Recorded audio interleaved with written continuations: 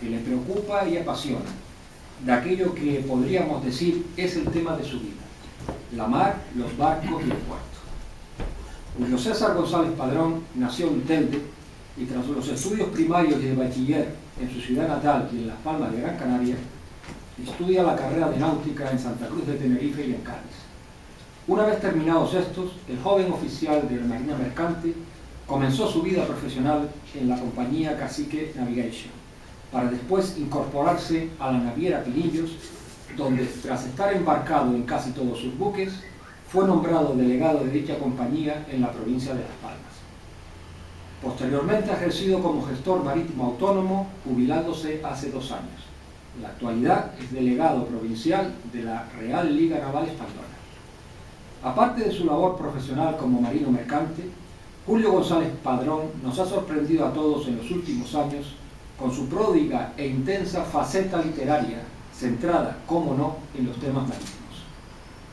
Sus obras publicadas son Las Palmas de Gran Canaria, Nuestro Puerto, Nuestra Ciudad, Cuentos, Refranes y Poemas de la Mar, La Maldición del Negro y Con la Marea Baja. Su último trabajo es Carpinteros de Ribera y Astilleros en Gran Canaria, y ya tiene también pronto para la imprenta un poemario con el característico título de ¿Qué cosas? Destacado conferenciante, Julio González Padrón ha escrito asimismo numerosos artículos en periódicos y revistas sobre temas marítimos, y ha intervenido igualmente con frecuencia en radio y televisión. Hasta hace poco tuvo en la radio su propio programa denominado Nuestro Puerto, y ahora prepara también un programa de televisión sobre temas económicos marítimos. Miembro, como se ha dicho, de esta Real Sociedad Económica de Amigos del País de Gran Canaria, Julio González Padrón es también colaborador cultural de la Casa Museo León y Castillo y miembro fundador del grupo Caballeros del Puerto de la Luz. Su destacada actividad en la mar y en nuestro puerto fue reconocida por la Fundación Puerto de Las Palmas al otorgarle en 2012 el premio Puertos de Las Palmas. Este, señoras y señores, es Julio González Padrón, pero las palabras, incluso las que él pueda decir, que de seguro no serán pocas, no pueden describir totalmente lo que Julio es. Porque Julio González Padrón es sobre todo corazón. Un gran corazón que siente y late por la mar, por los barcos, por el puerto. Y que comparte todo lo que siente con sus amigos y con todos aquellos que se acercan a escuchar. Por eso hoy Julio González Padrón viene a La Económica, para seguir contándonos cosas de la mar y del puerto. Y en esta ocasión de un tema tan cercano y entrañable como es el que da título a su conferencia: Intercambio comercial a bordo, el cambullón y los cambulloneros. Señoras y señores, tiene la palabra un hombre de la mar, Julio González Padrón.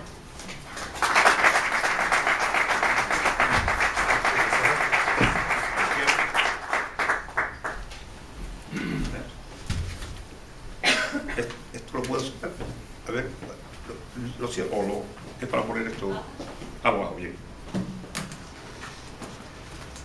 A ver si. Perdón que hago un pequeño inciso primero. Manolo ha hablado también de mí, que por un momento, de verdad, pensé que me había muerto. Sí, me fueron tan bonitas las cosas que digo, no, te iba a decirle, mira, estoy vivo todavía, ¿sabes? O sea que, pero bueno, te lo agradezco, Manolo. Manolo es un hombre del puerto, un hombre que siente mucho. Yo siempre digo que Manolo y yo hablamos el mismo idioma, ¿no? Por eso me alegro mucho que haya sido él el que me haya presentado. Bueno, señoras, a ver, ok, perfecto. Señoras, señores, amigos todos,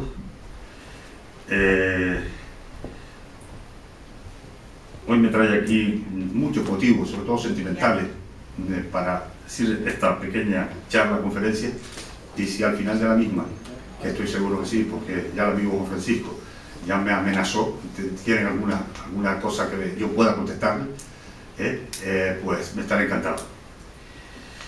Allá por el año 2000, y mientras tomaba nota en folio suelto para la futura confección de que lo que por entonces era solo un proyecto de mi primera obra literaria, que más tarde titularía Las Palmas de Gran Canaria, Nuestro Puerto, Nuestra Ciudad, le tocó el turno al capítulo de los cambulloneros. Aunque yo disponía ya de suficientes apuntes, pensaba que entonces también conocimiento sobre el particular, consideré que debería comenzar dicho capítulo con una definición lo más académica posible. Automáticamente, y como en tantas otras ocasiones, busqué refugio en el diccionario de nuestra Real Academia de la Lengua Castellana o Española. Y aquí, queridos amigos, comenzaron mis sorpresas y mis problemas posteriores con la misma. Pues lo que allí leía, nada o muy poco tenía que ver con lo que yo sabía, a ciencia cierta, de lo que era un cambullonero del puerto de la Luz. Enredo, cambalache, cosas hechas con engaño y malicia, y así un ramillete de piropos lingüísticos que, como digo, nada tenían que ver con la realidad que yo conocía. Tan ofendido estaba que tomé aquellas definiciones no solo como un inocente error por parte de los académicos, sino como un verdadero insulto y falta de respeto a la verdad y a nuestras entrañables compatriotas que ejercían entonces tan noble profesión.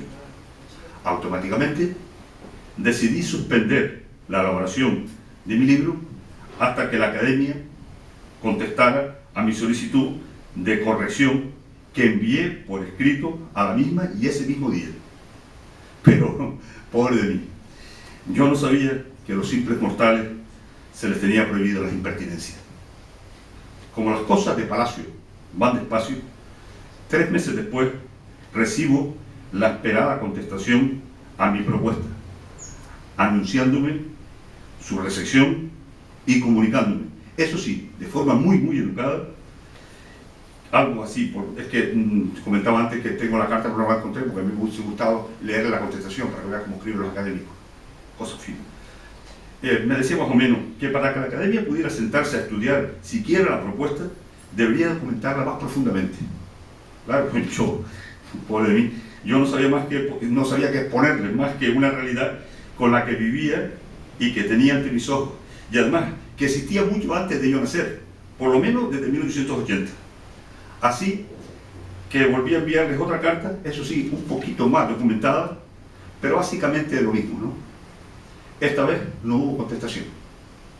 Así que me dispuse a terminar mi libro y vengarme en el capítulo que dediqué a los cambulloneros, tratando a los académicos de falta de conocimiento real sobre el asunto. Y cito las palabras textuales que utilicé en el libro. Falta de rigor en la definición dada por nuestros eruditos académicos. Para añadir, con lo sencillo que hubiese resultado preguntar a cualquier persona de la calle en Canarias, o mejor en el mismo puerto de la Luz, ¿qué cosa? Pasaron unos años y nos plantamos ya en el año 2003. Por aquel entonces me entero del éxito obtenido por nuestro senador del Reino, don José Macías Santana, al conseguir que a nuestro aeropuerto de Gando, por fin, se lo denominara de Gran Canaria y no de Las Palmas, como aparecía, como ustedes recordarán, en los paneles y en los billetitos, ¿no? Pues todo el mundo sabe que Las Palmas no tiene aeropuerto. Don José se lo demostró con mucho acierto. Bueno, iba a tener aeropuerto, iba a ser en los Altos de la Escalerita, pero gracias a el comportamiento ejemplar de precisamente alguien que fue presidente de esta patriótica institución, don Diego Cambrelé Roca, no, mentira, Mesa, don Diego Cambrelé Mesa, exacto, que se opuso a tal disparate, sobre todo como lo que pretendían algunos políticos, movidos entonces, como ahora también, por intereses ocultos, ¿no? Don Diego, ahí es el primero que está, don Diego, no sé si lo sabía o no lo supo, pero don Diego no hacía sino imitar a otro director de esta también, de Real Academia, Real Sociedad Económica, amigo del país, que fue don Manuel González, persona injustamente poco conocida, que se opuso, o mejor dicho, defendió la idea de que el puerto de la Luz se desarrollara en la bahía de las Isletas y no aquí en la cala de San Telmo, como pretendían de forma egoísta los comerciantes de Triana. tuvo un discurso muy bonito para desmontar los argumentos y defender el por qué el puerto debería hacerse allí. Pero yo voy a destacar una frase que me impactó y se me quedó grabada. Decía, jamás podré entender a aquellos que anteponen sus intereses a los de la patria. Qué bonito. Pues don Diego hizo lo mismo. Antepuso los intereses, no le permitió que se antepusieran los intereses particulares a los de la patria, lo que demostraba que era un gran patriota. ¿Se imaginan ustedes el disparate que hubiese sido eso? Hubiese sido un estrangulamiento para la ciudad. Tendríamos otro Santa Cruz de Tenerife con la refinería, que por dejarla o ubicarla donde lo ubicaron, impide el desarrollo natural de la ciudad hacia el sur. Pues bien, envalentonado por el éxito de nuestro senador, me fui a hablar con él sobre el asunto. Y fiel a su estilo, tiene que decir que me atendió muy bien, y tomó el toro por los cuernos. Y con la documentación que le aporté, que aquí para nosotros era mi segunda carta, me consta que lo intentó. Pero un mes después me comunicó que desde la academia le habían contestado, y de forma oficial, más o menos lo mismo que a mí: falta de rigor literario. Ya yo no podía hablar más, ¿no? Por respeto a don José, que no a la academia, no le contesté y acepté aquella injusta derrota sin más, pero pensé para mis adentros: váyanse a la M, señores académicos, porque estoy seguro que la definición de la palabra castellana M sí que la conocerán.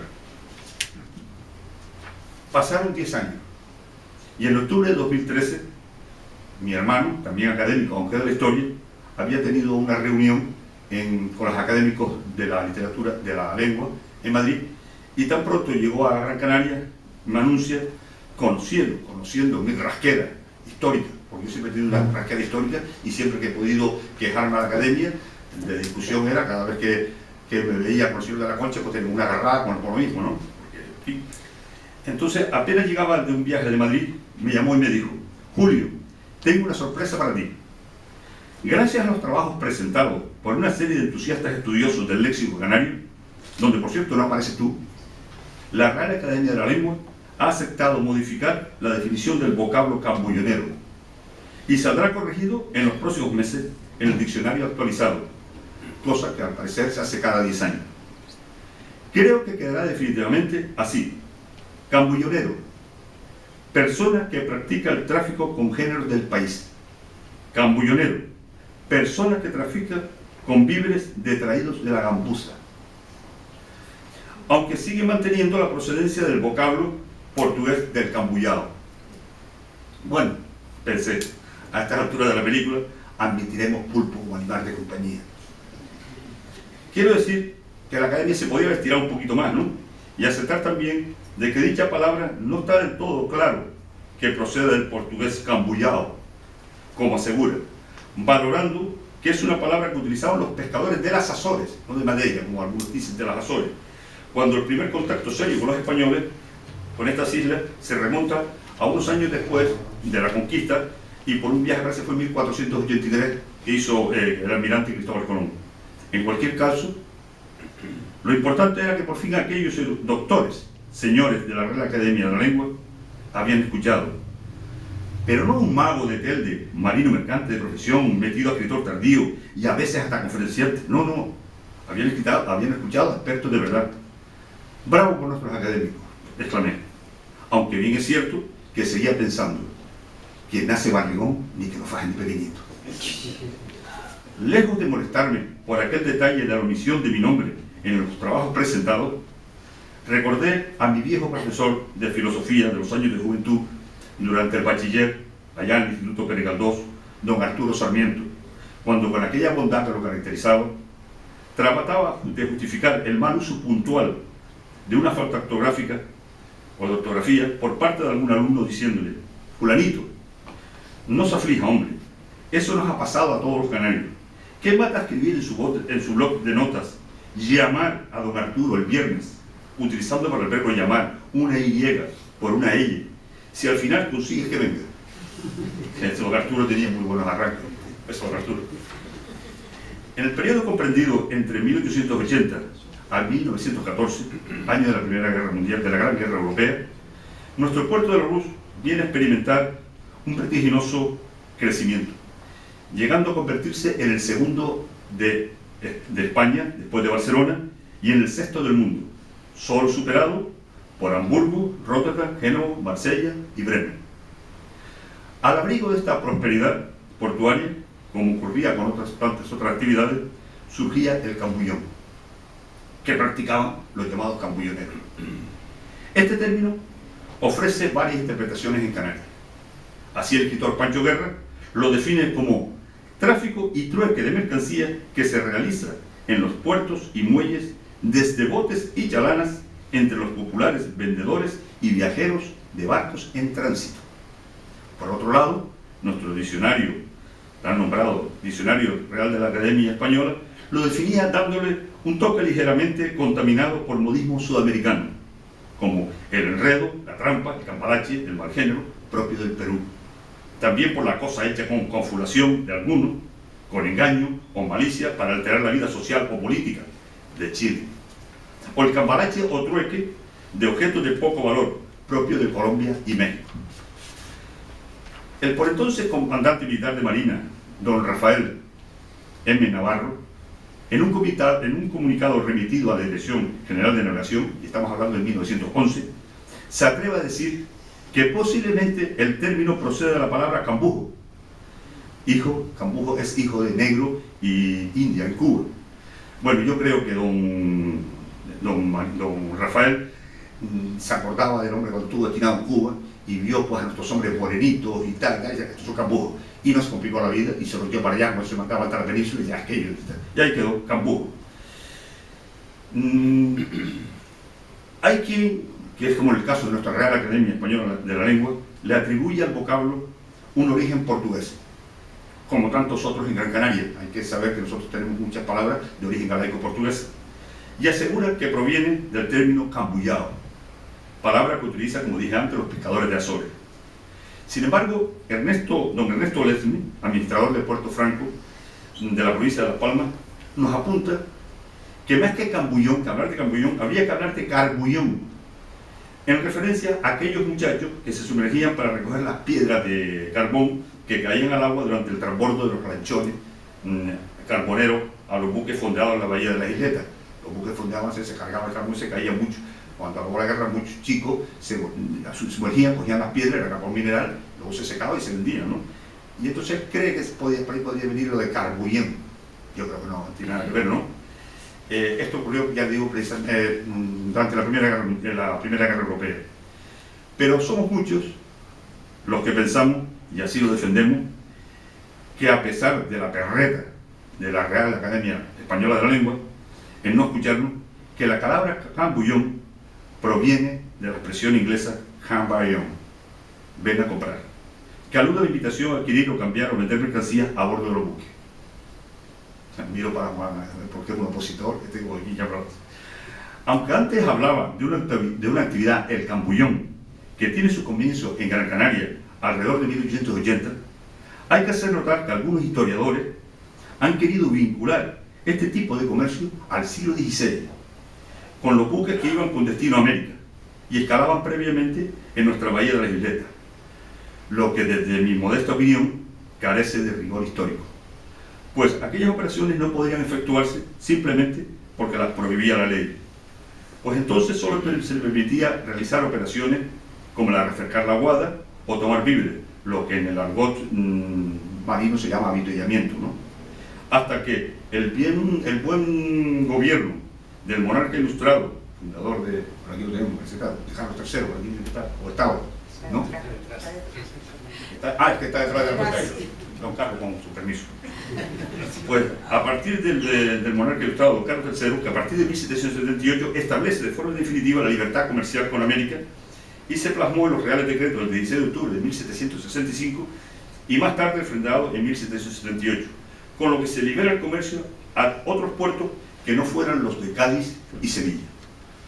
En cuanto a su procedencia, me refiero a la procedencia de estos hombres, diremos que los cambollereros del puerto de la Luz llegaron de aquellas localidades costeras de la isla que vieron en el área urbana una válvula de escape a las dificultades económicas del momento. Lugares como Agaete, Galda, Telde o también las zonas desfavorecidas de Lanzarote y Fuerteventura fueron los principales orígenes de estos trabajadores marítimos porteños.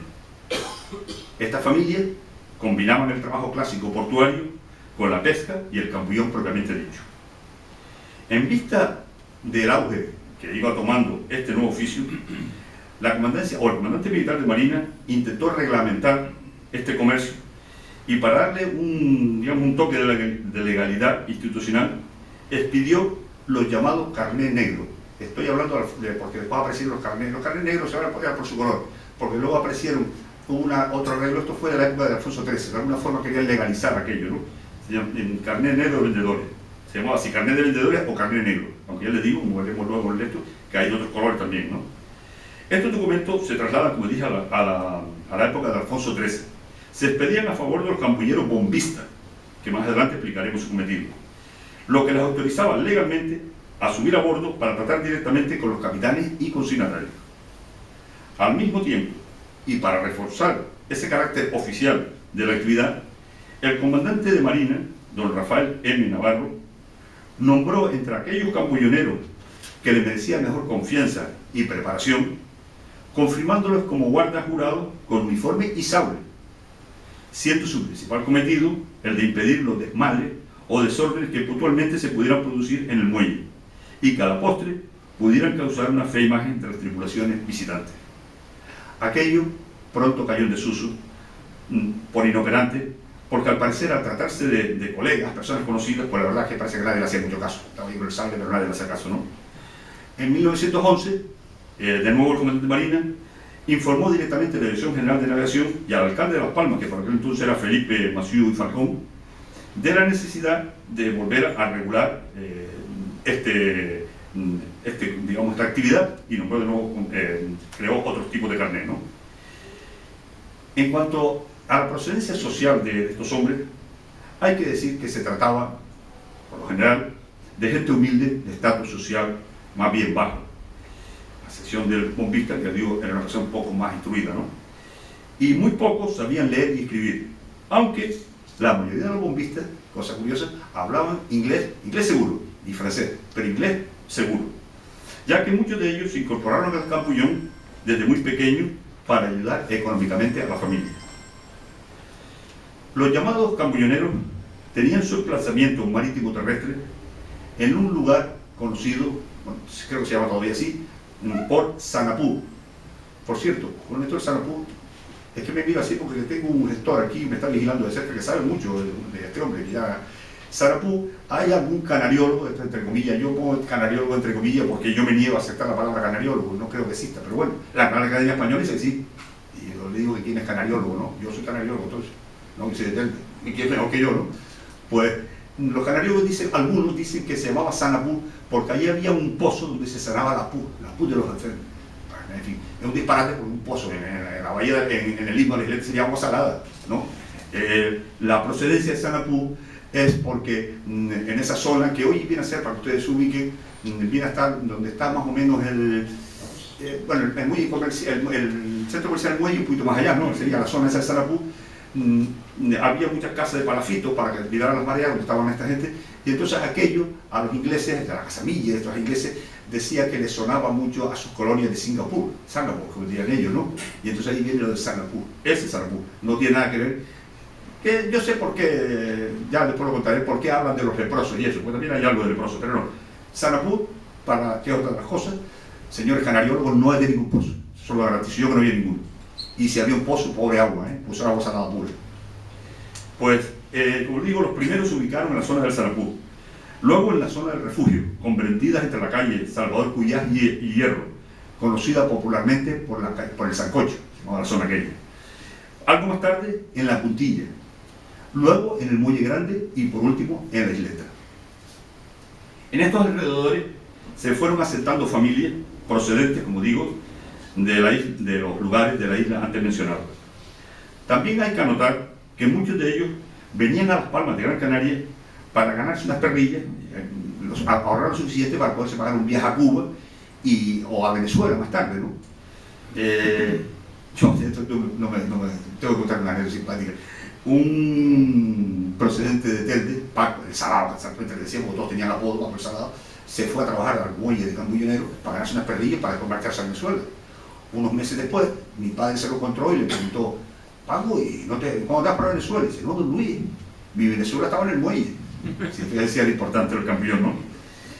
En cuanto a su organización y estatus, decir que se diferenciaban principalmente por su especialidad, destacando entre ellos la autoridad del bombista, como les comenté antes, que en posesión del carné negro, que por cierto solo expiraba con el fallecimiento, la autorizaba a coger el bombo es de la autoridad entre ellos, ¿no?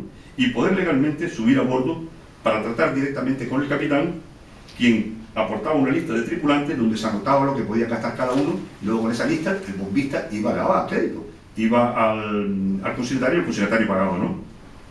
Estaban también los fruteros, que comerciaban con la fruta del país, los pajareros, que vendían los pájaros canarios que los enfermos leprosos, por donde viene la cosa del Sarapú, que los enfermos leprosos del hospital de San Lázaro, cita en la calle Sorprís de la Castelló, criaba, que incluso confeccionaba la famosa jaula de caña, esa que ustedes habrán visto por ahí, ¿no? Luego tenemos los cambuceros. Los cambuceros se dedicaban a los víveres propios de la cambuza de los barcos. Los tratistas, estos se especializaban en objetos de pañol, ¿no? Del buque, como alambre, pintura, cabos, aceite, farolas, en fin. Existía una norma de honor no escrita basada en la palabra dada y en la honestidad, por lo que se respetaba que nadie invadiera la especialidad de cada uno. Digamos, cambullonero, se organizaban en torno a unos grupos de 3, 4, incluso hasta 10 personas, llamados taifas. Normalmente estas taifas pertenecían a familias conocidas de la zona portuaria. Destacamos, por ejemplo, que en el refugio existían 2 taifas, la del Cambao y la de la Lilla. Fíjense que el Cambao, y lo voy a contar porque hace un mes en Madrid, no estará almirante por aquí, bueno, hace un mes en Madrid, con un señor que fue almirante aquí, el almirante del Lazo, le dije, hablando de él, digo, sí, porque está dice, yo me acuerdo de la, claro, el peninsular, sí, yo me acuerdo de esa taifa, la taifa del Cambao. Y le dije, no, almirante, esa es de Tenerife, la que estaba en la playa del Cambao. Y dice, sí. O sea, no se dio cuenta de lo que le estaba diciendo, ¿no? Yo quise hacerlo, digo, no, esa es de Tenerife, el Cambao, la del Cambao. Aquí era, que alguna de Tenerife hubiese sido del torcido, ¿no? Estoy pensando. Sí, no creo que en Tenerife dijera Cambao tampoco, sino torcido. Pues como digo, estaban las 2 taifas, la del Cambao y la de la Lilla. También estaba la de Juan el Pisco, la de Juané. Y luego la de don Ambrosio Díaz Casanova, formada por Antonio el Patú, Pepe Camino, Roque García. Es Roque porque era Roque de nombre y Roque de apellido. Era Roque García, ¿no? Agustín Díaz Casanova, hermano del primero. Después en el mercado del puerto estaban las taifas de Bartolo Trenzado, la de Paco Manuel el Chico, la de Picó el Gogó, Paquito la cintura sin pipa, procedente de estaba José Macías ahí, de esta gente de la cintura sin pipa de Telde, ¿sí? Primo, vaya. Y luego estaban los que vendían por libre, ¿no? Vendían por libre, esto era más bien de vendedores ocasionales. Como cosa curiosa digo que la solidaridad entre los miembros de las taifas estaba tan arraigada que incluso esto ocurría en la taifa del Lilla, ¿no? Me lo contaron así, la taifa del Lilla, que si un miembro faltaba por enfermedad, recibía su parte, aunque no hubiese trabajado ese día, ¿no? Cosa curiosa. Otra categoría dentro de los campolloneros eran los chicobotes. Estos eran niños, muchachos, jovencitos, que hasta casi los años 50, ¿no? Ayudaban a los campolloneros, bien remando el bote, escalando a bordo, o bien cargando y descargando las mercancías, ¿no? Estos chicos se volcaban literalmente en la rapidez de los remos, en aquellas pegas, decían ellos, por ver quién llegaba primero al costado del buque. Y en base a eso, algunos historiadores dicen que sí, las pegas de los botes de la vela latina nace precisamente de las botes, de las pegas de estos muchachos, los chicos botes, ¿no? Normalmente los niños se iniciaban en el cambullón jovencito, con 8, 9, 10 años, ¿no? Hay está en un gallo por lo entrevisté, un chicobote, después cambullón, Montenegro de apellido, me contaba que él estaba estudiando entonces en el Viera, y además sí, estudiaba en el Viera, y que aquel verano le suspendieron no sé qué asignatura, y entonces su padre lo puso, lo llevó a una academia del puerto de don Cesario Rodríguez, en la calle Secretario de Artiles, y allí conoció a hijos de campulloneros, Chico Bote. Y entonces un día uno de ellos le dijo, oye, ¿por qué no nos acompaña y hacen el Chico Bote? Entonces, bueno, se dice, Julio, me pegué a la fugona y me fui a hacer el Chico Bote. Bueno, terminó sobre eso y le dieron 150 pesetas. Él tenía 12 años, le dieron 150 pesetas. Y entonces, dice, cuando él cogió las 150 pesetas, pensó, mi padre funcionario de correo gana al mes 3.500 y yo por 2 horas 150. Y ahí va a pagar la carrera. Dice, y no fue, se fue de fugona tras fugona y ya no estudié más. Y me hice campuyonero. Y efectivamente, Miguel Montenegro se llama. Luego tenemos también un personaje simpático, además hoy creo que lo vi en el periódico, el avisador, que se encargaba de recorrer las casas de los campulloneros para avisar la recién llegada del buque, ¿no? Que iba corriendo por las casas que va a llegar el castle, en fin. Luego estaba el vigía o talayero. Este era el encargado de señalar con bandera la aproximación, cuando se aproximaba a un barco, allí no había de atarse. Él con bandera anunciaba ya a los de abajo que se acercaba el barco, ¿no? Luego también un eso simpático, que era el recaudador de divisas. Ese es su título, el recaudador de divisas. Ese cogía el dinero de todos los campulloneros y venía aquí a Triana, porque era curioso. Yo pregunté que por qué Triana y no en el puerto, cuando había un... No, eran divisas. Entonces las divisas venía a Triana y al Banco Central a cambiarlas, a cambio de una comisión. Pero fíjense, volvemos digamos, a la honradez. A este señor se daban las divisas, él cogía las divisas y se venía a Triana y luego las daba. Y ahí nadie discutía. Dice, no había... O sea, no se les pasaba por la cabeza que ese hombre robara, ¿no? Los barcos, con sus compañías, eran rebautizados por estos hombres con distintos nombres. Los Castres, por ejemplo, de la Unión Castle Line, ¿no? Los Cristos, de la Harbour Brothers. Esto le decían los Cristos porque llevaban la chimenea de una cruz, ¿no? Los Cristos, ¿no? Los Paquetes, de la del Temper. Los Colorados, llamados así porque eran de color rojo, ¿no? Rojo oscuro, y pertenecían a la Bullard King Line, ¿no? Los Muchas Plumas, esto es muy simpático. Estos pertenecían a la Alfred Hodge and Shea y tenían muchos puntales. Los puntales son las grúas, ¿no? Y por eso decían los Muchas Plumas, ¿no? Los del ancla, eso todavía es por ahí. Los del ancla, les decían los del ancla pertenecían a la Anchor Line. La Anchor Line porque tenían en la chimenea un ancla, entonces eran los del ancla. Luego estaban los de la Iowa, ¿no? Buques de carga y pasaje. Por cierto, esto es muy simpático que mucha gente no lo sabe. Los buques de la Iowa algunos operaron en lo que entonces iba a ser el muelle de Nuestra Señora del Pino, hoy base naval. Todavía eran unas personas, pero llegaron a hacer operaciones allí y fueron los primeros cruceristas que hubieron, porque estos barcos se dedicaban al transporte de la fruta al Reino Unido, pero como tardaban una semana, tenían 7 camarotes.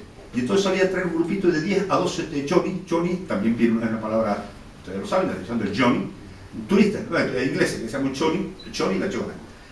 Y esta gente pues aprovechaba, venía en su barquito, se quedaba en un hotelito que había en las canteras, que creo que después fue comandancia, fue comandancia del militar de Marina. Entonces se quedaban allí la semana aquello, tumbaban las canteras y venían a jugar al golf, al único campo que había en España de golf, el de Bandama, ¿sí? Y entonces, por eso digo que estos fueron los primeros cruceristas. Los primeros cruceristas atracaron el muelle de Nuestra Señora del Pino, hoy base naval, ¿no? Luego estaban, esto es muy simpático, los piononos. Los piononos, ¿saben por qué se llaman piononos? Porque pertenecían a la Pioneer Peninsula Orient Line. Entonces, pionono, ¿no? Después, los reventones. Bueno, estos eran los encargados de fruta y pertenecían a la Casa Pfeiffer, tan conocida por nosotros, ¿no? Uno de sus buques se llamaba Reventazo, y de ahí le viene el apodo a todos los demás, los reventones, ¿no? Este también me hace mucha gracia porque eran los maleas reales. Los maleas reales es que pertenecían a Royal Mail, ¿no? Entonces los maleas reales, ¿no? Los Troyes, de la Tour, de la Line, la antigua Freolsen. Y así hasta una cuarentena más o menos de nombres de barcos que ellos iban rebautizando y era casi como se conocían, ¿no? Yo me atrevería a afirmar que esta gente eran los llamados campulloneros, eran hombres especiales y hechos de una pasta especial. Primero, por sus horarios de trabajo, ¿no? Sacrificados siempre, pendientes de la llegada de los buques, que podía ser de noche, a cualquier hora de la noche durante el día, y mientras tanto se pasaban el tiempo jugando al dominó ahí en el Sanapú, ¿no? El segundo factor era su nivel cultural, pues sabiendo de su precedencia humilde y de carencia de estudio de sus padres, era comprensible que en la mayoría de los casos aquellos niños deslumbrados por la forma fácil y rápida de ganar dinero que veían en sus progenitores se inclinaran a abandonar el colegio, como lo ocurrió a Miguel, para seguir con el oficio de cambullonero desde muy corta edad.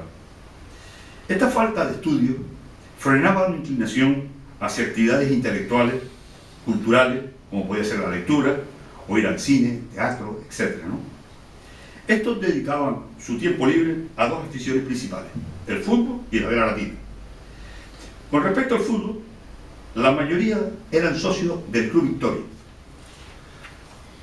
Como anécdota, podemos apuntar, ya que tenemos a su hijo hoy aquí, que el primer árbitro que pitó un partido de fútbol en el nuevo estadio de Ciudad Jardín, que se llamaba Estadio Ciudad Jardín y luego se llamó Estadio Insular, fue un cambullonero bombista, don Ambrosio Díaz Casanova, que actuando como madrina, la esposa del conocido industrial tabacalero de Rufino Fuente, junto al Marqués de la Florida.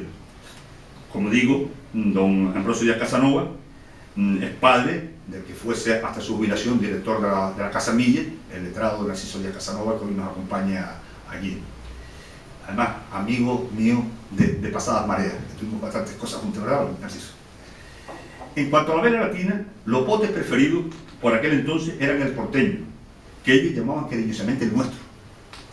Otros botes famosos entre los cambuyoneros fueron el Morales y el Perico Grande.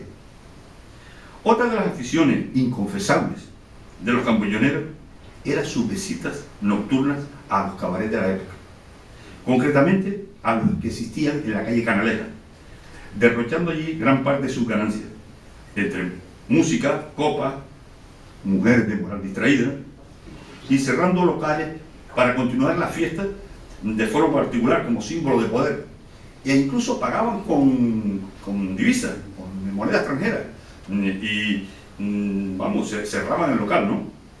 No tenían límite a la hora de gastar dinero. Vamos a hacer el caso de gastarse a lo mejor en una noche todo lo que habían ganado en el día, ¿no? Pero antes dije así de una forma muy rápida que estos hombres estaban hechos de una pasta especial. Prueba de ello es que hasta los conflictos que de vez en cuando se daban entre ellos se solían arreglar utilizando métodos de honor, sin llegar a la violencia física, y muy pocas veces, por no decir nunca, se acudían a la justicia ordinaria.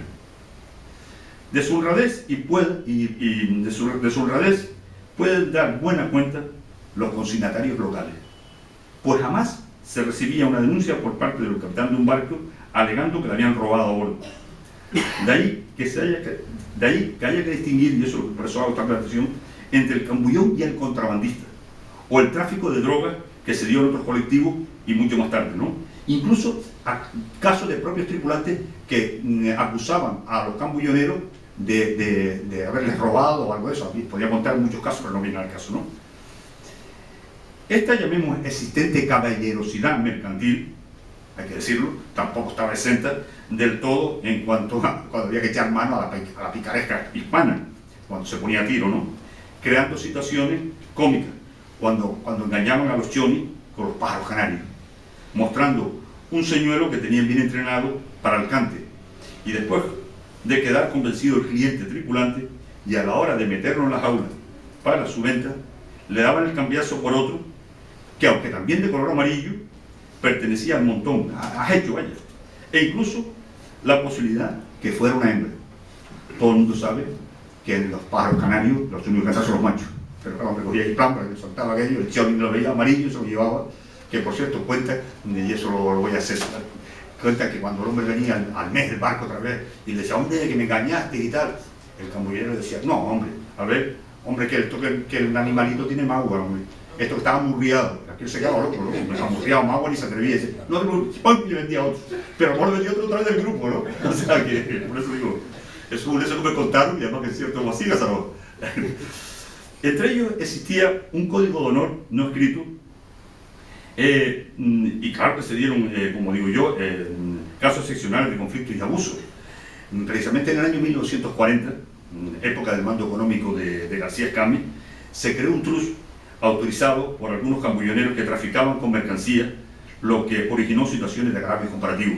Por ejemplo, Juan Betancor, un cambullonero tratista, adscrito a la taifa de Paco el Cambao, es denunciado y detenido por intentar sacar del puerto un saco de café y otro de azúcar, mientras el grupo autorizado de Martín Vera y otros, que pagaban religiosamente a las autoridades corruptas, podían sacar camiones enteros bajo la pasividad de los agentes de aduana. Y es que, desgraciadamente, coincidiendo con esa época de escasez, había surgido un brote importante de corrupción por parte de la policía, guardamuelles, autoridades de marina, En fin, bueno, por cierto, tengo que decir una cosa de Marina porque creo que es de justicia. Porque es que entre todas las entrevistas, y puedo decir que estoy hablando de esto desde el año 2000, vengo hablando con toda esta gente, nadie me pudo decir que el comandante de Marina estuviese implicado en la corrupción. Todos me decían, no, el comandante no se enteraba. Normalmente se quedaba en otros niveles. Eso hay que decirlo en honor a la verdad, que el comandante, a lo mejor porque estaba en su despacho, como para decir Campujo, por ejemplo, aquello, yo creo que el comandante en aquella época no bajaba mucho el muelle, ¿no? Entonces, hay que decirlo que no. Pues esto propició, como digo, que se cometieran abusos que originaron algunos conflictos mercantiles, no visto hasta entonces. De lo que decía antes, que se trataba de una pasta especial, como dije, no lo digo por decirlo. Tengo que hacer un cuento real para que ustedes mismos juzguen qué clase de personas estamos hablando. Juanito, el del Valle de los 9, su Entelde, tenía una hija, Paquita, se llamaba, de corta edad, que había enfermado de tuberculosis. Terrible enfermedad que por aquel entonces hacía estragos en nuestra isla. La única receta existente, estamos hablando de 1940, 1940 y en Canarias, la única receta existente para su curación era, por una parte, la providencia, y por otra, la comida sana, abundante y mucho reposo. Condiciones, estas últimas, que resultaban muy difíciles llevar a cabo debido a los momentos históricos que atravesaba toda Europa, recién salida de una terrible guerra, y en particular para el hombre del campo canario que soportaba años de dura sequía. Si a esto añadimos que desde los púlpitos de las iglesias, lo siento padre, que hay un padre entre nosotros, si a esto añadimos que desde los púlpitos de las iglesias el párroco de turno predicaba a la familia que era una falta de caridad cristiana aislar a los enfermos, daba como resultado que allá donde entraba el virus, lo normal es que arrasara con toda la casa. Juanito, en su desespero, acudió a pedir ayuda a mi padre, Luis González Pérez, que aunque lo que él poseía era un comercio de tejidos en Telde, pues ejercía también de consejero, incluso hasta abogado de los pobres, ¿verdad? Hacía un poco de todo, ¿no? Y vino a pedirle ayuda porque mi padre pensaba hacer un viaje a Barcelona, entonces le vino a pedir ayuda a ver si podía traer la famosa penicilina, porque ya se oía hablar de esa medicina, ¿no? Mi padre, como digo, no pudo hacer otra cosa por aquel desgraciado, porque no daba tiempo, o sea, le hubiese dado tiempo, que recomendar, nos acordó de aquel, un amigo cambullonero, ya te digo, procede mucho de Telde, que decía, era su máxima, lo que yo no conozca es que no se ha inventado. Sí, lo decía. Entonces, él recordó a este hombre, Goyo se llamaba, y por medio de una carta se escribió, se colocó su Hispano Liberty, que me lo estoy imaginando, y aquí don José, que lo conoce, se acuerda de Hispano Liberty, que cogió y se puso a redactar una carta, que más o menos así, porque la ha tenido por contar. Dice, estimado, que, por cierto, el primer cambullonero que importó la penicilina, o sea, la primera penicilina que entró en Canarias, no la trajo Goyo, la trajo Foría. No sé si te suena, Foría. Foría fue el primero que trajo la penicilina. O sea, que como dije antes, cada uno se dedicaba a una cosa, pues Foría era el de la penicilina. Foría. O Foria. Foria, correcto. Entonces, como digo, mi padre se colocó ante su viaje Hispano Liberty y tecleó esta carta.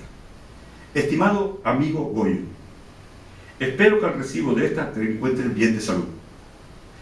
El portador de la presente es Juanito Falcón, un conocido mío de aquí de Telde, agricultor, y al que le tengo un gran aprecio y cariño, pues conozco a su familia y a él desde siempre. Es un honrado agricultor que mantiene a su familia y a su cuñada viuda de lo que con mucho sacrificio le puedes traer a la tierra en estos años de dura sequía. La tuberculosis se ha llevado a su esposa y a su hija mayor hace tan solo unos meses. Y ahora, su hija menor, Paquita, desgraciadamente también da síntomas de padecer la terrible enfermedad. Desesperado, ha acudido a mí por ver si le podía encontrar la penicilina en mi próximo viaje, que en el Pinillos haré, si Dios quiere, a Barcelona por asuntos de negocio. Mucho me temo que aunque la encuentre no vaya a llegar a tiempo. Por ello, pensé en ti, a quien pido, en nombre de nuestra antigua amistad, que la atiendas como tú solo sabes hacerlo. Como te digo, no posee fortuna, por lo que no te podrá pagar chinche por chinche, chinche por chinche es un argot variero de chain to chain, o sea, al contado. Viene del chain por chain, chinche por chinche. No te podrá pagar chinche por chinche como dirías tú. Ahora sí, de su honradez doy fe, pues es cliente de mi tienda, donde le vendo desfiado y siempre ha cumplido con el pago. Solo te podrá pagar en especie y cuando recoja las papas que tiene sembradas en el Valle de los Muebles. Sin más por el momento, y dándote las gracias, aprovecho la ocasión para enviarte el más fuerte de los abrazos, tu siempre amigo, firmado Luis González Pérez. Mi padre le había advertido a Juanito que se iba a encontrar con un hombre de aspecto rudo, moreno, fuerte, con cara de más bien pocos amigos y con una cicatriz sobre la ceja derecha, producto de los malos tratos que tuvo que sufrir en el campo de concentración de la Isleta cuando fue detenido por Rojo, pero que no se preocupara porque a pesar de lo mal que lo habían tratado la vida, poseía un gran corazón y era un hombre de honor. Por cierto, le añadía, no le nombres a Dios ni a cosas relacionadas con religión o locura, pues es algo que odia a muerte, desde que su sobrino Andrés, que Andrés es el que fue Andrés, ¿te acuerdas? Bueno, en fin, Andrés, no, más tiempo que feo. Su sobrino Andrés, que era seminarista cuando la guerra, lo denunció a los falangistas por republicano, por eso son ibarros ya, ¿no? Juanito se presentó en el Salbu al día siguiente, y asustado ante la presencia de Goyo, de quien pudo comprobar toda la perfecta descripción fisiológica que le había hecho mi padre, le entregó, medio temblándole en la mano, la famosa carta.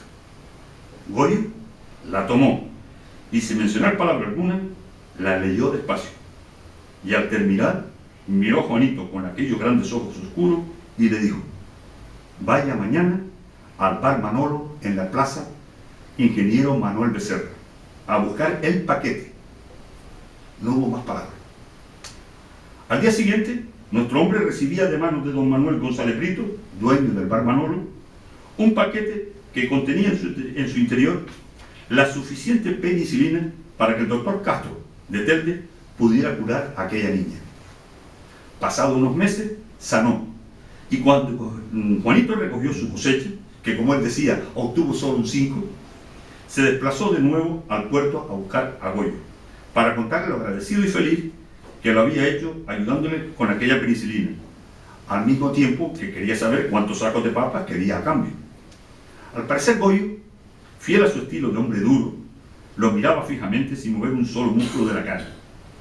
Con su mechero, el martillo, encendió de nuevo aquel cigarro mecánico amarillo que colgaba húmedo y apagado de su labio inferior, para decir, vamos a ver, Cristiano, que yo me enteré bien, la niñita se curó. Sí, pues entonces ya usted me pagó, hombre. Y dándoseme de vuelta, y sin pronunciar mal palabras, se retiró caminando hacia el muelle Santa Catalina con el hombro caído, medio escorado a estribor.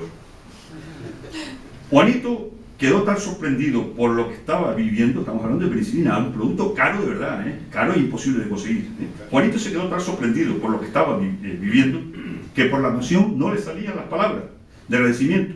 Y cuando por fin pudo hacerlo, olvidó el consejo que mi padre le había dado, y gritando clamó, gracias Señor, seguro que el buen Dios que está en el cielo, que todo lo que lo juzga, se lo pagará algún día. Al parecer Goyo, que ya se había apartado unos 10 o 12 metros, se paró en seco, volvió la cabeza y con mirada amenazante le exclamó, arreche, y continuó caminando sin más hacia el muelle hacia adentro. Yo, queridos amigos, estoy seguro que el Todopoderoso sí le pagó en su día, acogiéndolo en su seno y permitiéndole que siguiera ejerciendo en el cielo tan noble y honrada profesión de cambullonero, cuya definición nuestra Real Academia de la Lengua se resiste a aceptar como tal. Muchas gracias.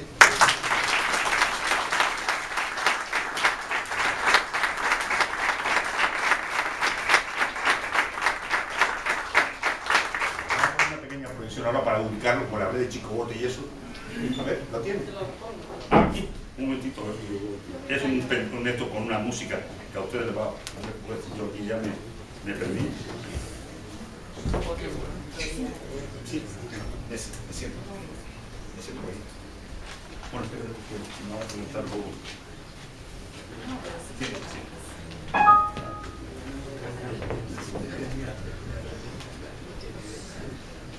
¿No tiene? pasa es que el cañón te lo apaga, ¿no? Ah, ya.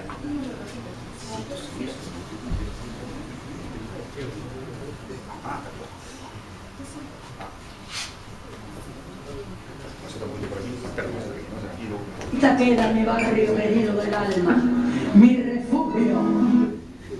Perfecto. Gracias. A ver.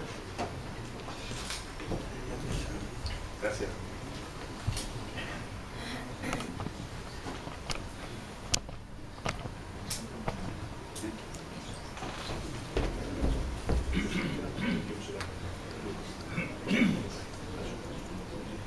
Esta queda mi barrio querido del alma, mi refugio. Y también en la isleta. Ya ustedes saben de qué se trata. Venga. Me la tienen que acompañar, venga.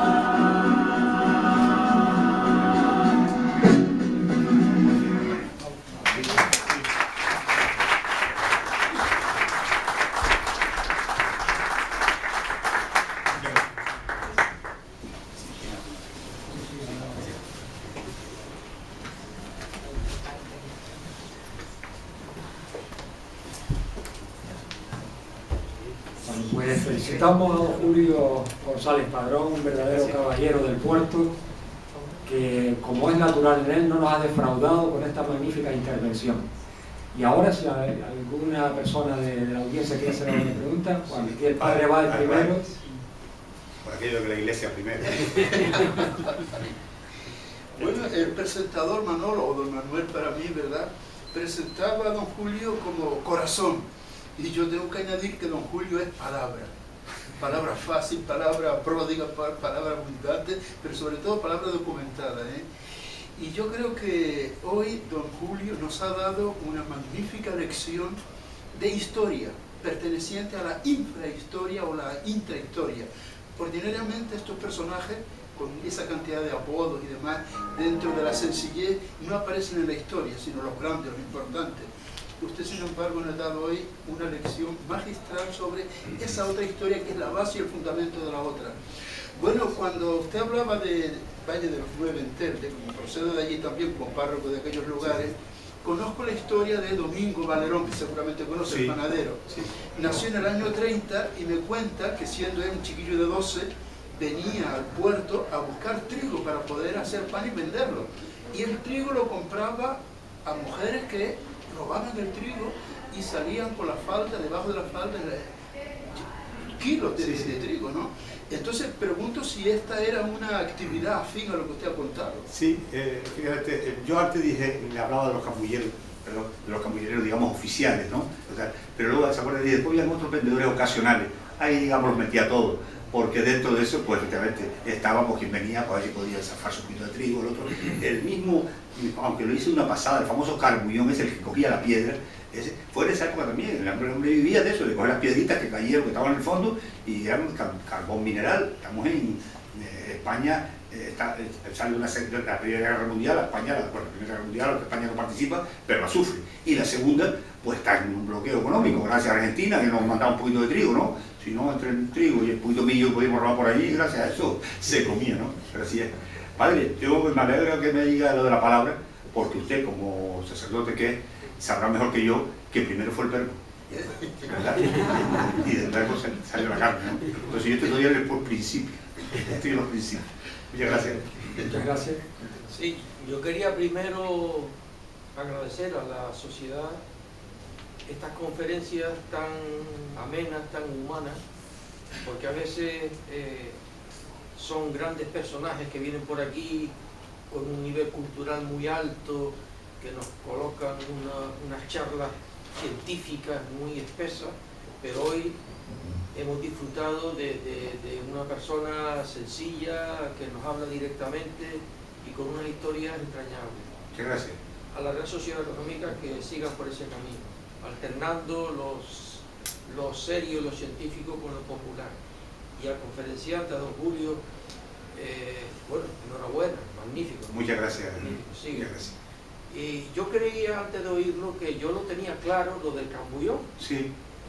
Tengo un conocimiento de inglés y yo lo veía clarísimo. Can, ven, buy, compra, on, arriba. Sí, pero después de oírlo usted yo no lo tengo tan claro, porque sí, me ha dicho tantas posibles acepciones. Sí, bueno, de hecho ahora, pues lo sé, porque Juan Francisco Capitán de la Real Mercante, pero un estudioso de nuestro lexio canario y sobre todo sabe mucho del puerto, es una de las personas, Juan Francisco, el señor que está aquí ahora, se lo presento. Siempre hemos hablado, él, por ejemplo, y por eso lo respeto mucho, él defiende digamos, otros orígenes de esa palabra. Él más académico, siempre fue muy académico.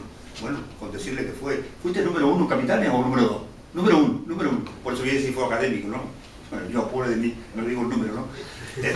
Entonces, él siempre me ha discutido que ahora lo explicará él, y yo lo dejo ahí, lo dejo para que la gente lo interprete. Yo soy de Pancho Guerra, yo mantengo del Campañón, y creo que lo que la mayoría de las personas, pero Juan, ya digo que es un estudioso de materia, se inclina por lo del otro, por lo de la Real Academia, que imagino que él ahora querrá hacer algún apunte. Narciso. Aquí luego. Sí. Hola, buenas tardes, don Julio. Enhorabuena por la disertación, la verdad que es muy erudita. Pero yo soy nacido y criado hasta los 20 años, digamos, en la zona portuaria. Ajá. Y en mi familia hubo personas, digamos, dedicadas a este tipo de actividad. O sea, conozco esto de primerísima mano desde niños. Y yo pregunto, ¿alguno de ustedes ha visto o vio alguna vez un carnet de los que se expedían, el carnet negro o el carnet? Sí, me llamó la atención que no saliera, porque yo puse aquí 3, el negro, el marrón y otro que no era marroncito, habían 3 o 4 que no sé por qué no salió en el pendrive, ¿no? Bueno, en el PowerPoint, en la proyección. Estamos ya deformando cosas. En la proyección, vale. Pero sí, efectivamente, yo vi el carnet, se llama carnet de vendedores. Pero es que yo, que es posiblemente el que tuviera tu padre, yo conocí, porque alguien me lo enseñó, además me parece que en mi primer libro pongo uno, el carnet negro. Porque el carnet negro fue expedido en la época de Alfonso XIII y como no se hicieron más, pues es una verdadera joya, sí. Bueno, pues entonces en esos carnets, lo digo porque yo, en fin, vi en muchas ocasiones, digamos, que tenía, digamos, estos familiares que le comento, ¿no? Y en el carnet ponía, puede comprar a bordo. A bordo también. Can buy on, no también. can. No, sino can puede, buy on, sí, también. on board. También lo he visto, sí. Y entonces puede cambiar, o sea, puede comprar a bordo, puede subir a bordo y comprar restos de la gambusa. Efectivamente, pinturas, calabrotes, metales, etcétera, ¿no? Grasas, efectivamente, ¿no? Entonces yo soy, digamos, un poco más de la versión esa, me parece a mí, pero claro, con todo respeto, para el resto de versiones, naturalmente, ¿no? Sí. También quería hacer una pregunta, a ver cuál es su opinión como erudito y estudioso de la materia. Esto era un negocio, una actividad mercantil, Sí. Que usted consideraría ilegal, alegal, permitida. ¿Qué definición le daría a usted en base, digamos, a lo que usted ha contado, Sí. que todo es muy cierto, el tema de la medicina, por supuesto, yo también, digamos, lo presencié y lo viví también, digamos, en primera persona, ¿no? ¿Cuál es su consideración, digamos, desde el punto de vista legal, digamos, ¿no? Desde el punto de vista jurídico? Yo creo que de aquella alegalidad, digamos, hasta en 1980 para mí fue una fecha fundamental, cuando, es que no recuerdo precisamente ese primer comandante de Marina, que no lo nombré, yo nombro el segundo, el de 1911, pero el que ya informa a Cádiz, que era nuestra, ya lo habíamos segregado de Tenerife, ¿sí? Pues, informa al comandante de Marina diciendo, aquí hay una actividad en el muelle, porque era una actividad que se hacía, los barcos no venían aquí a buscar nada, porque en aquel tiempo no había ni plátanos, eran de avituallamiento, para seguir para América o para bien para allá, para los ingleses, para sus colonias, efectivamente. Entonces, entonces, eso de alguna forma él quiso darle una legalidad y creó el famoso carnet negro ese, que es el de Alfonso XIII. Luego en 1911 ya don Manuel Navarro se preocupa y dice, no, esto está creciendo mucho, vamos porque ya entonces la imagen era muy importante, la imagen, ya éramos, como digo, el quinto puerto del mundo, no éramos una cosa cualquiera, entonces vamos a dar un poquito de seriedad y entonces creó los otros carnets junto con el alcalde Falcón, Masío Falcón, creó aquel carnet para darle, entonces yo creo que es una actividad legal. Yo con su permiso voy a contar una anécdota ¿Sí? que da pie para entender que eso es una actividad no solamente que no era ilegal, sino además permitida y permisiva, digamos. Sí. Y la anécdota es la siguiente. En los años 50 y tantos, ya finales que de los 60, estaba de gobernador civil aquí don Antonio Bendaño Corrúa, un señor gallego, además con mucha retranca galaica. Y de presidente del Cabildo, don Federico Díaz Bertrana. ¿Vale? Coincidieron, digamos, cada uno en el mando correspondiente. El gobernador civil, por supuesto, era la máxima autoridad en la provincia, vamos, sin discusión ninguna, y es de los años que estoy hablando. Yo recuerdo de ver, de muy jovencito, digamos, ¿no?, el coche oficial negro del gobernador civil con el banderín y con un chofer, digamos, que vestía camisa azul de la Falange. El tiempo era, además, también secretario general, digamos, del movimiento, digamos, efectivamente, en la provincia, estacionado, digamos, en la esquina del mercado del puerto, y las señoras de ambos bajándose del coche para adquirir productos ingleses, como puede ser galletas, la galleta del reloj famosa aquí de la lata que venía, sí, ¿no? Mantequilla, pues, de Irlanda, Rose, Rose, el que estaba de moda, el Rose, aquellas marcas, ¿no?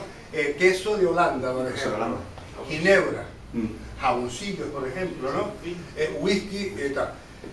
Esas cosas de las dos autoridades comprando en el mercado del puerto.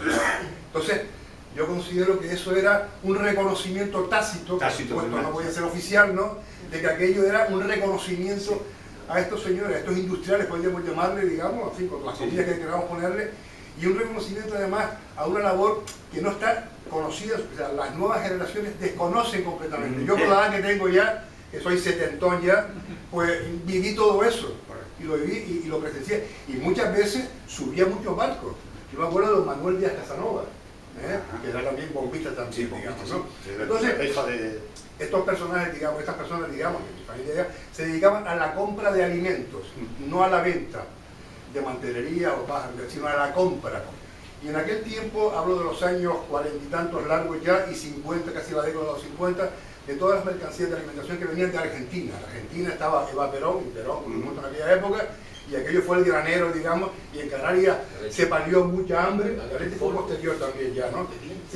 Se palió mucha hambre por el trigo que venía ahí, cereales y demás y tal.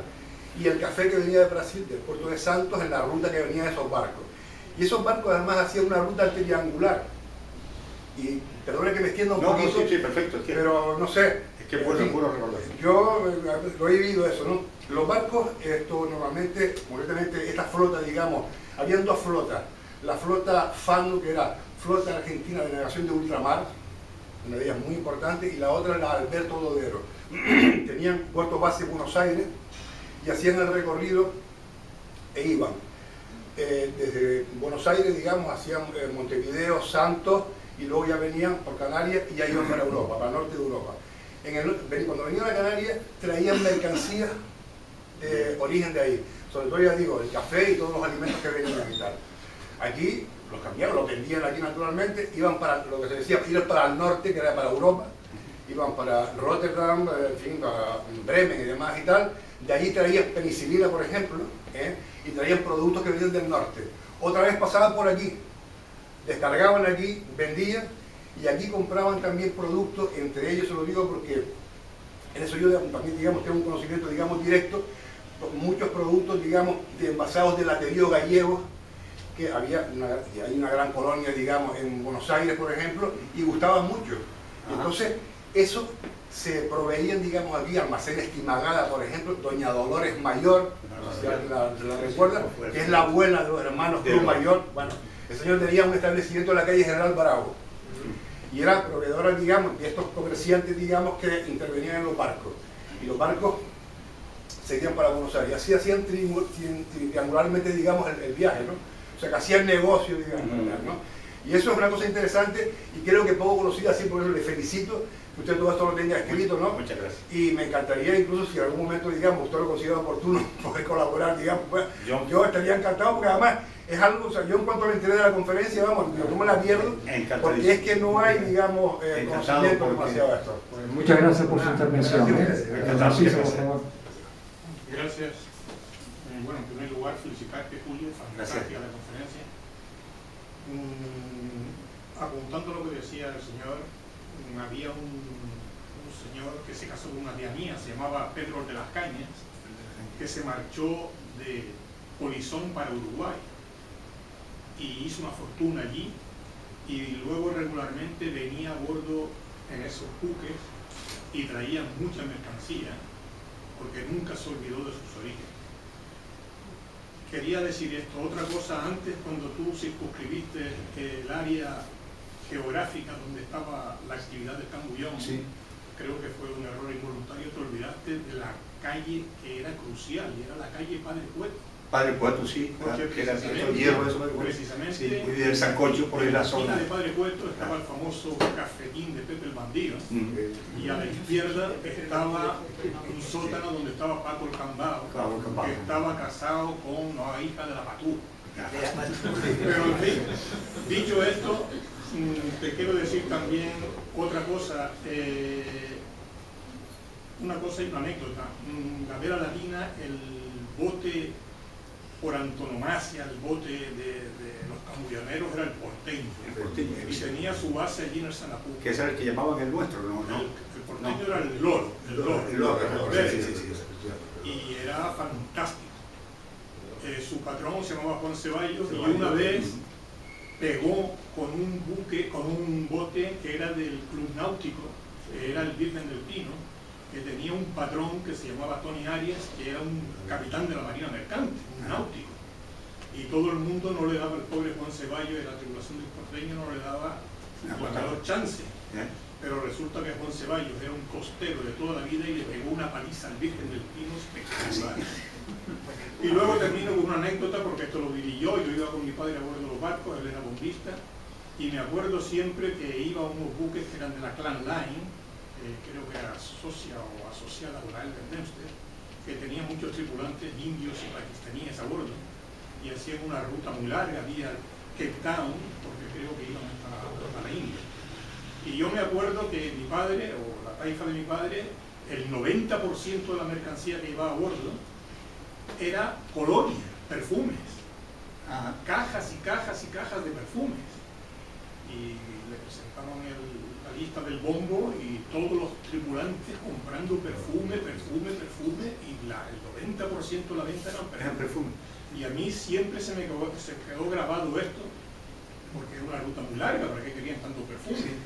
Y resulta que a posteriori me enteré que como no le permitían alcohol a bordo, compraban perfume para... Se lo veía, lo sabía. Sí. Pues esto es lo que quería saber. Sí, muy bien, muchas gracias. Me recordaste que tú no habías contado la anécdota de... Sí. Don José, sí, qué pena porque lo nombré, no había llegado, ¿verdad? Con don José. Le dice, es que don José, yo se lo voy a recordar, recuerda a José aquel día que me fui para aquellos papeles, don José también usted, como siempre, se fue a la Real Academia y lo intentó y le contestaron que no estaba lo suficientemente documentado. Yo comenté, usted no había llegado, le dije por respeto a don José, no dije nada, pero pensé, dígale de mi parte a los académicos que se vayan a la EMI, que ellos sí saben que esa palabra es lo que viene. Cállate ya. Exacto, muy bien. Y una cosa, no me resisto a intervenir, sí, porque te conozco.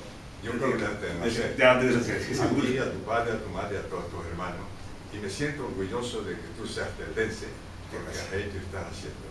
Sinceramente, estás recordando una época de la penicilina y todo eso que fue histórica para la isla y para los canarios. Es decir, cómo se conseguía a extraerlo, el tema de la penicilina, pero tú estás exponiendo en una situación que vivíamos en aquella época muy crítica, con la forma de la comida que había. Y en esto, pues, no sé por qué existían muchos enfermos que necesitaban la penicilina, muchísimo. Y no sé cómo esa penicilina salía, se encontraba. Yo recuerdo una señora, se dedicaba, lo que decía letra pelo, pues llevaba penicilina a Telde cuando la necesitaba. Y yo estuve hablando y yo estaba rememorando a esa persona, y eso te felicito y que siga indagando y escribiendo y dándonos a conocer a todos nosotros y a los que no conozcan esa vivencia y esa experiencia que has tenido, que ha sido mucha. Me parece mucho a tu padre. Muchas gracias. Vale. Muchas gracias.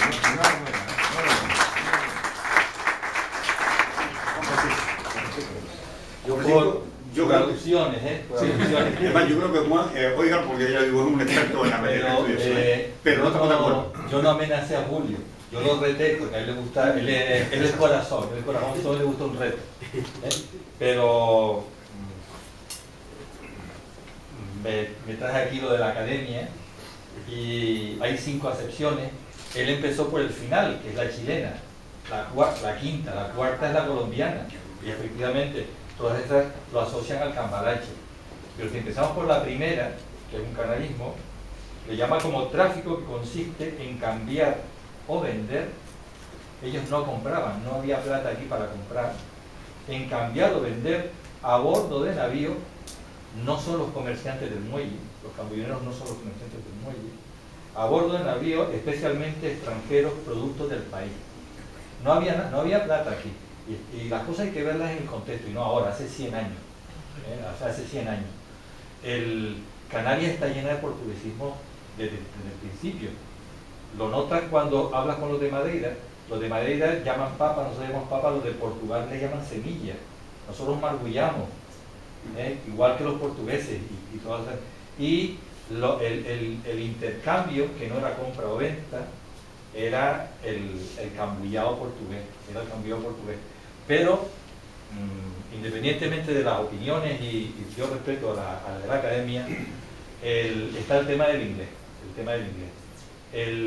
Aquella gente de cambulloneros también en Tenerife, y en Tenerife la bandera inglesa fue la primera en el puerto de Las Palmas hasta 1937. No había barcos españoles, porque las líneas españolas, las líneas de soberanía, las líneas de bandera, iban al puerto oficial, que era la capital, que era Santa Cruz de Tenerife.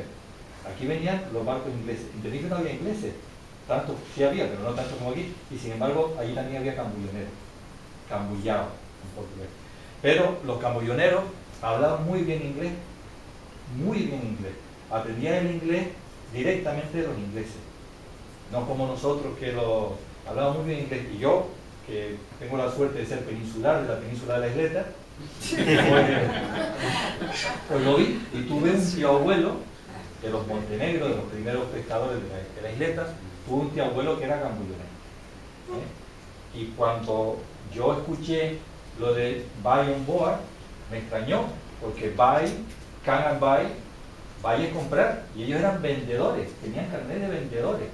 Cuando hubo que regularlo, era porque era tal la bronca y las peleas que había por ir a vender los productos locales y ese tipo de cosas, que todo se reguló con carnet de vendedores.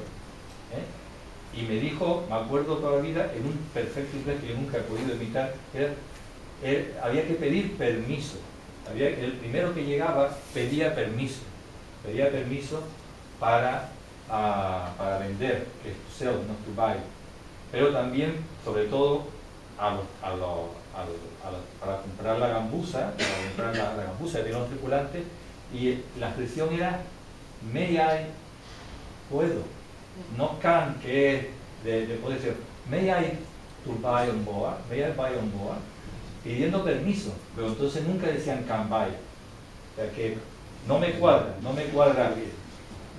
en el contexto hace 100 años, por el conocimiento del inglés que había. Pero uno todavía queda algún viejito cambullonero en el puerto y uno lo ve como hablan perfectamente en inglés con los tripulantes y con nosotros, y no cometería ese error.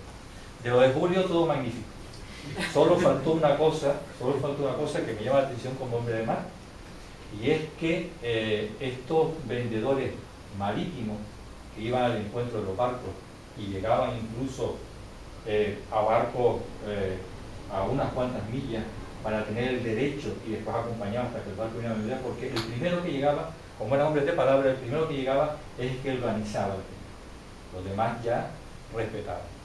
Pero para llegar primero había que navegar bien, había que remar, había que saber usar la vela.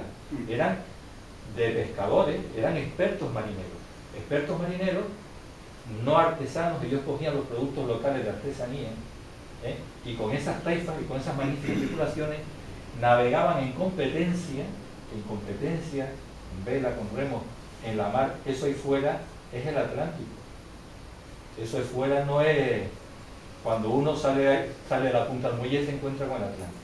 Y navegaban en competencia magníficamente a ver quién era el primero que llegaba. Y si había que mantenerse ahí fuera. Entonces eran realmente grandes marineros. Eran muy marineros. No digo marinos, eran marineros.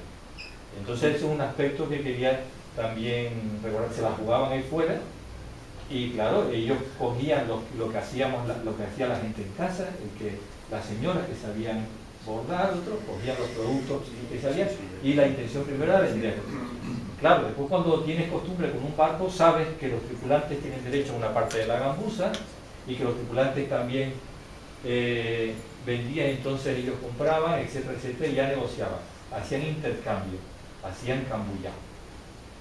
Pero bueno, pero la Real Academia no dice eso de bandidos ni cosas de esas, no lo dice. Que lo dice sí, pero o sea, por decir, porque llevo discutiendo con ellos desde el año 2000, no, es que ahora lo han cambiado en octubre, pero hasta ahora lo están diciendo. Y además tuvieron la elegancia de nombrar a 6 personas, que no voy a dar los nombres, y a mí no me nombran porque yo era el mago de Telde, que no tenía derecho a... Una cosa que no tiene que ver con los cambulloneros. Gracias a entusiastas del puerto como Julio, uno de ellos con Francisco Fonte, que no está aquí, hace muchos años propuso al recién creado Consejo de Administración de la Autoridad Portuaria que los muelles de Ribera Norte y Ribera Oeste, normalmente cuando se hace el proyecto de un muelle no se le bautiza, se le dice muelle de Ribera, dique,